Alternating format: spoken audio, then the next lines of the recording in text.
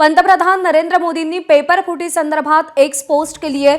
युवकांचं हित आणि भविष्य ही सर्वोच्च प्राथमिकता असल्याचं नरेंद्र मोदी म्हणाले। दोषींना कठोर शिक्षा देण्यासाठी फास्ट ट्रॅक कोर्ट आहे असं देखील मोदी म्हणालेले आहेत। पंतप्रधान नरेंद्र मोदी यांनी नीट पेपर फुटी प्रकरणात ट्विट केलेलं आहे, आपली भूमिका मांडलेली आहे। युवकांचं हित आणि भविष्य ही सर्वोच्च प्राथमिकता असल्याचं पंतप्रधान नरेंद्र मोदी म्हणालेले आहेत। सध्या दिल्लीमध्ये जंतर मंतरवरती आंदोलन सुरू आहे। मोठ्या संख्येने तरुणी आंदोलनामध्ये सहभागी झालेले आहेत आणि केंद्रीय शिक्षण मंत्री धर्मेंद्र प्रधान यांनी राजीनामा द्यावा ही मागणी केली जाते। नीट पेपर फुटी प्रकरणावरून केंद्र सरकारला धारेवर धरलं जातंय। केंद्र सरकार विरोधात रोष व्यक्त केला जातोय आणि या सगळ्याच्या पार्श्वभूमीवर पंतप्रधान नरेंद्र मोदी यांनी पेपर फुटी संदर्भात एक्स पोस्ट केलेली आहे। दोषींना कठोर शिक्षा देण्यासाठी फास्ट ट्रॅक कोर्ट स्थापन करणार असल्याचं देखील पंतप्रधान नरेंद्र मोदी म्हणालेले आहेत। युवकांचं हित आणि भविष्य ही सर्वोच्च प्राथमिकता असल्याचंही मोदी म्हणालेले आहेत। या संपूर्ण प्रकरणात पंतप्रधान नरेंद्र मोदींवर देखील टीका केली गेली। राहुल गांधी जे विरोधी पक्ष नेते आहेत त्यांनी पंतप्रधान नरेंद्र मोदींच्या निवासस्थानाबाहेर आंदोलन केलं होतं। सोमेश कोलगे आपले प्रतिनिधी आपल्याला अधिक अपडेट देतील। सोमेश, पंतप्रधानांचं हे ट्विट आंदोलनाच्या पार्श्वभूमीवर नीट पेपर फुटी प्रकरणासंदर्भातलं नेमकं काय सुचवत आहे? प्रज्ञा, पंतप्रधान नरेंद्र मोदींनी या आंदोलनावरती तशा प्रकारे ही एक पहिली प्रतिक्रिया दिलेली आहे की देशातील युवकांचं हित आणि त्यांचं भविष्य ही आमची सर्वोच्च प्राथमिकता आहे आणि पेपर लीकमधील सर्व दोषींना लवकरात लवकर शिक्षा होण्यासाठी त्या खटल्यांचा निपटारा करण्यासाठी फास्ट ट्रॅक कोर्टची स्थापना करण्यात येणार आहे आणि या फास्ट ट्रॅक न्यायालयांना स्थापन करण्यासंदर्भात संबंधित विभागांना निर्देशही देण्यात आले आहेत। आपल्या इथे काही कार्यकर्ते जे इथे आंदोलन करतायत, काय सांगाल? नरेंद्र मोदी म्हणतायत की आम्ही फास्ट ट्रॅक न्यायालय स्थापन करून पेपर लीकच्या सर्व दोषींना शिक्षा देऊ। खरं तर ही मागच व्हायला पाहिजे होतं, पण उशीर झाला आहे, करायला हरकत नाही, पण मुलांशी बोललं पाहिजे आणि शांततेच्या आणि अहिंसक मार्गाने जे आंदोलन सुरू आहे त्याला आम्ही महाराष्ट्र अंधश्रद्धा निर्मूलन समितीच्या वतीनं सपोर्ट करतोय। अतिशय शांततापूर्व आणि छान पद्धतीनं तरुणांना व्यक्त व्हायचं आहे। नरेंद्र मोदी म्हणतायत की युवकांचं हित ही आमची प्राथमिकता आहे, देशाच्या युवकांचं हित ही सर्वोच्च प्राथमिकता आहे सरकार। देशासाठी युवकांची भूमिका ही खूप महत्त्वाची आहे, पण हे आत्ता त्यांनी म्हणण्यापेक्षा ह्याच्या अगोदर म्हणजे हे जे प्रोटेस्ट सुरू आहे 1 महिना झाला आणि ह्याच्या अगोदर पेपर लीक होण्याच्या घटना वारंवार होत आहेत। युवकांना रोजगार नाही आहे, त्यांचे मूलभूत प्रश्न वेगळे आहेत आणि एकंदरीत आत्ता हा प्रोटेस्ट झाल्यानंतर त्यांना हे समजणं हे मला चुकीचं वाटतं। खरं तर हे अगोदर समजायला पाहिजे होतं त्यांना आणि याच्यावरती त्यांनी मत व्यक्त करायला पाहिजे होतं आणि ह्याच्यावरती एक शाश्वत भूमिका त्यांनी घ्यायला पाहिजे होती। आता या आंदोलनांची दखल नरेंद्र मोदींनी स्वतः ट्विट करून त्यांच्या माध्यमातून दिलेली आहे। त्यावेळी नरेंद्र मोदींनी दखल घेतल्यानंतर कुठेतरी चर्चा सुरू होईल, सरकारकडून काही सकारात्मक तोडगा निघेल असं वाटतंय? नरेंद्र मोदी याच्या आधी खूप काही बोलून गेलेले आहेत आणि खूप काही बोलतात, रोजच बोलतात, पण त्यातल्या किती गोष्टी पूर्ण केल्यात याबद्दल गेल्या 14-12 वर्षांमध्ये त्यांच्याकडनं जी कृतीमध्ये काही गोष्टी आलेल्या आहेत त्या शून्यावर आहेत।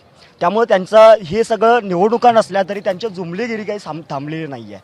त्यामुळं पहिली साधी गोष्ट होती की आंदोलनकर्त्यांना भेटणं, त्यांच्यासोबत त्यांचा प्रश्न समजून घेणं आणि त्यांच्याशी सरकार म्हणून डील करणं ही महत्त्वाची जबाबदारी होती। यामध्ये नरेंद्र मोदी हे फेल आहेत। धर्मेंद्र प्रधानांचा राजीनामा इथं मागितला जातोय, तर खरा राजीनामा हा नरेंद्र मोदी यांचाच मागितला गेला पाहिजे। म्हणजे नरेंद्र मोदींच्या राजीनाम्यावर अजूनही तुम्ही ठाम आहात? हो, नक्कीच आम्ही या राजीनाम्यासाठी ठाम आहोत। म्हणजे पंतप्रधानांचा हो, पंतप्रधान आणि धर्मेंद्र प्रधान दोन्ही सुद्धा। देशातली ही परिस्थिती बघता आजपर्यंत युवकांच्यावर, विद्यार्थ्यांच्यावर, अगदी लहान मुलांच्यावर, महिलांच्यावर ज्या प्रकारे लाठीचार्ज झाला, याच्या सगळ्याच्या पाठीमागं कोण असेल तर या पाठीमागं सत्तेला चिकटून बसणारे नरेंद्र मोदी आहेत। यांच्यामुळंच या मुलांच्यावर, लहान महिलांच्यावर अत्याचार केला जातोय, पोलिसी अत्याचार केला जातोय आणि ते सुद्धा सरकारी गुंडांच्या मार्फत। त्यामुळं आम्ही धर्मेंद्र प्रधानांचा राजीनामा मागतच आहोत। यासोबतच या खुर्चीवर, पंतप्रधानांच्या खुर्चीवर बसण्यासाठी नरेंद्र मोदी हे लायक नाही आहेत, तर त्यांनी सुद्धा राजीनामा दिला पाहिजे। आता पाहतोय आपण की काही विद्यार्थी नरेंद्र मोदींच्या राजीनाम्यावर ठाम आहेत, पण या सगळ्यात काहीतरी एक चर्चा सुरू व्हावी, डायलॉग ओपन व्हावा, या दिशेने आता एक पडलेलं पाऊल आहे असं वाटतं? खरं तर इथं प्रत्यक्ष यावं आणि इथल्या सगळ्या तरुण नेतृत्वाला भेटावर चर्चा करावी. चर्चेतने जगातले सगळे प्रश्न सुटतात, पण चर्चेसाठी आपण तयार पाहिजे. हाय कमिटीनं येऊन चर्चा करावी. मुलांना काही आवडत नाही आंदोलन करायला, पण नाईलाज तो शेवटचा मार्ग म्हणून मुलं आंदोलन करतायत आणि शांततेचे मार्ग करतात. तर ही चर्चेच्या बरोबर आहे मार्गातून- सोमेश, आपण ह्या प्रतिक्रिया पाहिलेल्या आहेत. दरम्यान काँग्रेसचे प्रदेशाध्यक्ष हर्षवर्धन सपकाळ सध्या आपल्यासोबत आहेत. हर्षवर्धन सपकाळजी, पंतप्रधान नरेंद्र मोदींची या संपूर्ण आंदोलनावर पहिली प्रतिक्रिया आली आणि ते म्हणतायत की युवकांचं हित आणि भविष्य ही सर्वोच्च प्राथमिकता आहे. आपली प्रतिक्रिया? जी व्यक्त झाले पंतप्रधान इतक्या दिवसानंतर खाली कुंभाराच्या जसा झोपेतून जागा व्हायचा त्यांना आलेली जाग आहे. मात्र त्यांनी जो भावनाचा प्रयत्न केला आहे दुरुस्त आहे असं देखील आपण म्हणू शकत नाही.